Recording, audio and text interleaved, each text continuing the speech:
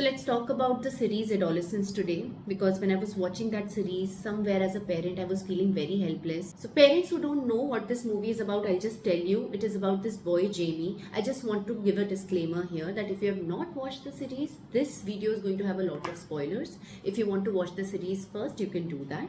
Also, in case you've watched the series, you definitely should watch this video.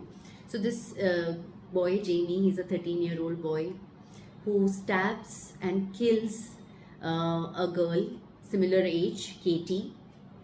And when you will watch this series, when it starts, and in the first episode, when you'll be looking at Jamie, you will not want to believe that he has done something like that, because he looks like such a normal boy.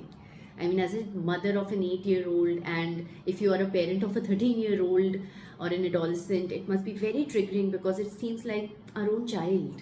You don't want to believe, you really wish that this has not happened, but it has. I was feeling, yeah, everything these parents were doing, it seems they had a beautiful relationship with the child, and it seems it was only because of social media, the education system, because of the society at large, because of which the child went through this. But in a very subtle way, in a very beautiful way, this series has even pointed out the parenting errors or the shortcomings in parenting also, that maybe you may miss, and if you haven't missed, maybe you'll connect with me over here.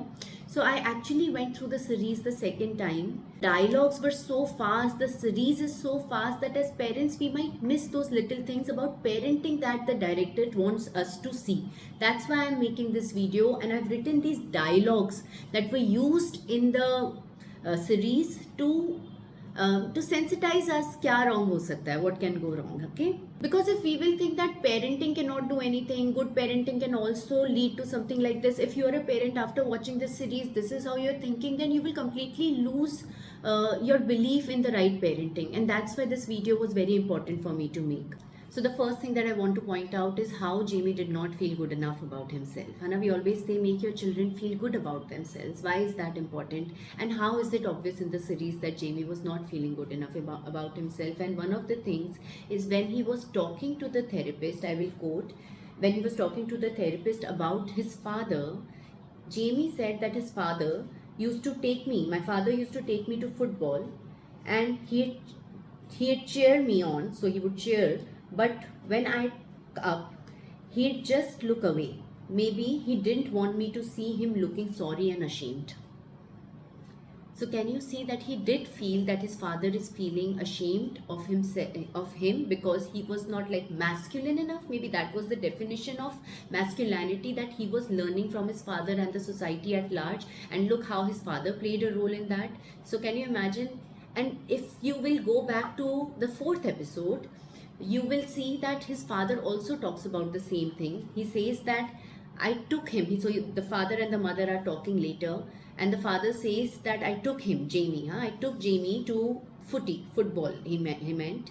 So I took him to footy, didn't I? Because I thought I'd toughen him up, but he was crap. So they just stuck him in the goal. I mean, he was just stuck in the goal because he was not good enough at football, is what he's trying to say, the father. And I just stood there on the side of the pitch while all the other dads were laughing at him. And I could feel him looking at me, and I couldn't look at him. I couldn't look at my own boy. And when the mother was listening to this, the mother replies, he idolized you. Can you see?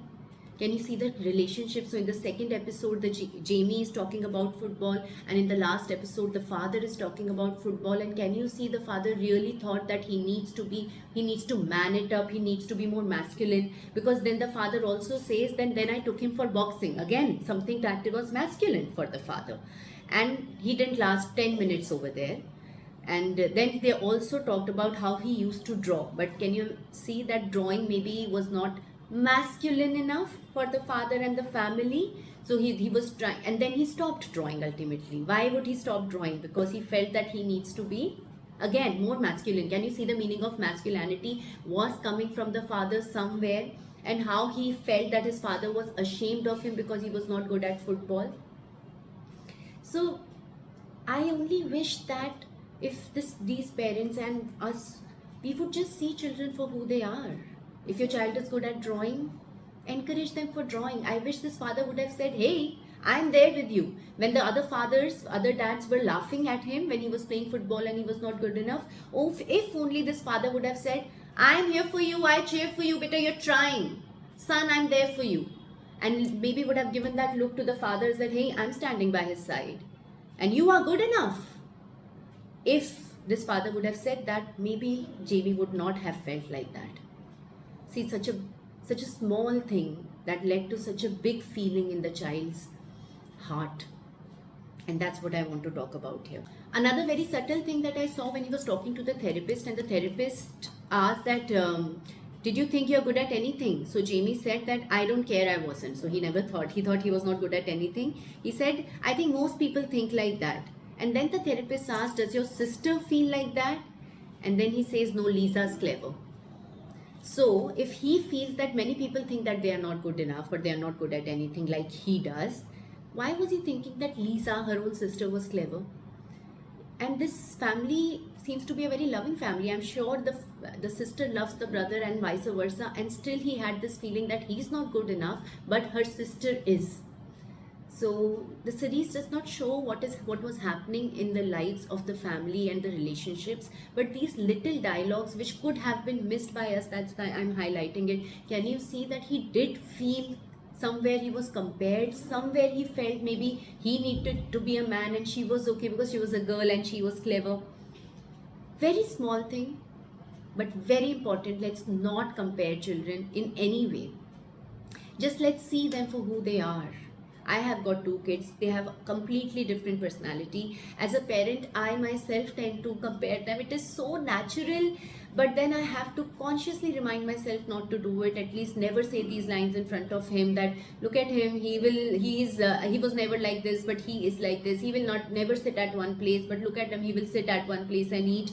It's such a normal thing for us parents to discuss, and we don't even realize how it may be affecting our children. So another point that may lead children to feel they are not good enough, and something must have happened that Jamie felt that too. Next point, very important, that I want to talk about is how Jamie saw his father's rage.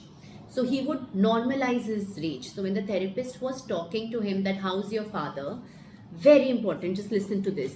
The therapist says, is he funny? So the therapist was talking to Jamie about the father. Is he funny? Jamie said, sometimes. Loving? And you know what Jamie says to that? No, that's weird. He finds a loving father weird? Jamie said that if his father was loving, it was weird. I'm sorry, I'm repeating it so many times, but I just paused over there and I've listened to it 3 times actually. Did he just say that? And when the therapist said angry, he said, I suppose. And then he defended his father that he never hit me. He would just get mad. He had pulled a shed down over when he was in a proper rage. When he was really angry, he would do that also, but it would be rare. My point is, the father being in a rage was more normal to him than the father being loving. Can you see the meaning of masculinity that he was learning in the family? And if you would, and it gives me chills to say this, but if you would just observe Jamie's behavior with the therapist and father's behavior in the last episode, somewhere there is a lot of similarity in the way they were going up and down. So the father was trying to be normal. Of course, the father was going through a lot at the time with the son in the prison and everything. But the father would try to normalize himself, but then he would just shoot. The rage would just shoot. He would get really angry, like those people who were bullying him or people who had written on their vehicle, and he was getting so angry at that.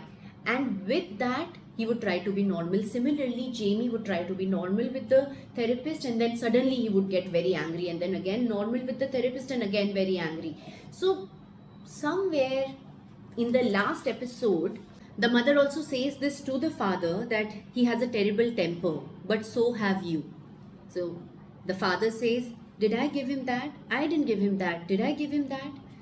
It was so hard for the father to accept the fact that because of his rage, somewhere Jamie had also taken it up from him. Because this father was trying to be a really good father. This father also said that he was beaten up by his own father a lot, and he never wanted to do that to his own child. And we can see the intentions as a father were so pure. He wanted to be a good father. And still somewhere It's just very hard. Sometimes I feel so emotional when I think about those moments, but let's be more conscious about the way we are handling our emotions, the way we are handling our anger, the way we are handling our sadness. So when we are angry, are we making other people's lives difficult because we are having a hard moment, or are we dealing with it in a way where we are being just more we are able to just regulate ourselves with other people for that matter. So if I am really really angry, do I start getting angry at Sevi? Do I start lashing out at my help? Do I start just being like this, or do I say I need to breathe and look at the way I'm speaking, I just need a minute, I'm having a hard day, and I'm owning up and not making other people's lives hard just because I'm having a hard moment? Simple. So children are really learning how we are handling our emotions also. So that is one thing that I felt that he has taken up from his father somehow. In the end of the video, one thing that was very obvious was these parents, no matter how loving they were not very involved with the child. The mother said that he had never left his room. He had come home, slammed the door straight up the stairs on the computer. If he's slamming the door, if he's being on the computer till 1 o'clock, you have to just tell your child to shut down the computer and sleep because it's 1 o'clock. Sometimes we are just trying to discipline children but are not involved enough. So discipline is that you need to sleep now, tomorrow you have school. Involvement while discipline is that, hey, what's happening? You are these days spending so much time on the computer. I wonder what you're doing. You just slammed the door today. Were you having a hard day? I hope you know that I'm here. I hope you know that I've also been a teenager. I completely understand if you're going through something. And if your child does open up, you do not overreact. You do not say, what? Is that what is happening in your class? Oh my God, I need to talk to the principal, or I need to talk to someone, or I need to change your school, or you cannot have such friends. Because the minute you are going to react like that, your child will shut down. They will stop sharing with you. Because whatever is happening in these adolescents' life, sometimes it will be a little too much for us to take. But just because we close our eyes to what is happening does not mean it stops happening. Children are still in that world. So it's very important that we learn to just respond in a way where our children feel that we can take what they're saying and they open up more with us so that we can keep them safe. And that's one thing that the mother somewhere was not able to do. Let's be more involved with our children. Let's just keep talking to them about what they are doing, what they are interested in. Especially when the child comes to talk to us, that's the time to talk to them. Sometimes you may feel that I talk to my child at night, but your child is coming when you are doing something, when you are busy. If you can just take out those 5 minutes and just give those 5 minutes that, hey, come, yeah, I'm here for you, I'm always here to talk to you. If you can do that, if you have that moment, I'm not telling you to leave everything, all your meetings, but if a child comes to us, that's the time to talk to them, not to say that we'll talk about it later, and later you go, and that time maybe your child is not ready to open up, maybe your child has changed their mind to talk. So it's very important that we are more involved with our children like that. Another thing about discipline, there was this girl Jade who was Katie's friend, and she becomes very aggressive with a boy outside school. If you've watched in the second episode, actually she's missing Katie a lot, and she expresses that she was the only one who actually thought I was okay. So Katie was the only person she could connect to, and she had lost her only friend, and that's why she was really upset about it. I mean, grieving about it literally. And at one point, this girl Jade also says that when her mother is called, of course her mother is called because she became very aggressive with the boy outside the school. So her mother was called for the same, and the one thing that Jade said was, did you call my mother? She gets very anxious, and she says she will be mad at me because she'll have to get out of work. Can you see the relationship that Jade had with her own mother? And because of which she felt so lonely, and she had just lost her best friend Katie. So she must be feeling so alone because she knows that her mother is not going to ask her what's happening, why were you aggressive, and maybe just get angry and say that why don't you just hold yourself together, I have bills to pay, and this is what I have to come here to pick you up because of your behavior, instead of asking that, hey, what's happening, why are you, I wonder what's happening in your life that you did something like that. Let's be that parent who asks, who becomes curious. Sometimes in our work, in our day-to-day lives, we may forget that. This is a very important reminder for us. One thing that I actually missed was when I was talking about that Jamie did not feel good enough about himself. It was very obvious when he, in the end, asked the therapist after the therapy session, "Do you like me? What do you think about me?"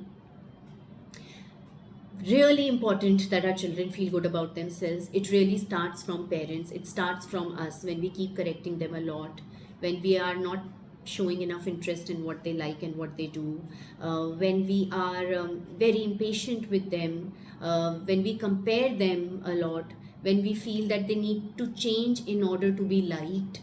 That is when children stop feeling good about themselves, and we parents are their first source of confidence building, building of self esteem. Uh, we have a very important part to play. So let's work on that. Let's work on our children's relationship. Let's work on the relationship that we have with our children. Let's build it so strong that in spite of these influences, which I really really hope things change in the future, but the way internet is going, the way social media is going, even education system, I hope things start changing. But then not everything we can control, so many things are beyond us, and if as parents we only start seeing things that we don't control and are beyond us, we are going to feel very, again, helpless. It's just sad. But when we think about what we can do in spite of these influences, it will make us feel more empowered, and that's what I wanted to do through this video. Let's be more empowered. Let's work on these points that I discussed today and keep them in mind. Even if your child is 5, 8, 11, 12, 15, we can all start working on a relationship like that. Maybe you're already doing. Let's be more conscious and look at these things and build that relationship with our children and learn from the series Adolescence, which is very beautifully not blaming any parents, nor am I trying to do that over here, but they are just trying to hold us accountable. So let's do our part with this series. And if you haven't watched it, please watch it. I'm so sorry for the spoilers, and please do subscribe to my channel. If you enjoyed this video, you can keep telling me what you want to listen to about, and I will keep sharing my views on parenting. I'm a parenting expert. I've got 2 kids, 8-year-old and 1.5-year-old. I'm sailing with you all in this parenting journey, and I'm trying to just build a community over here. You can check my page on Instagram. I have 1.3 million followers over there, and I'm trying to build a community here on YouTube also. So I hope this helped you. Thank you.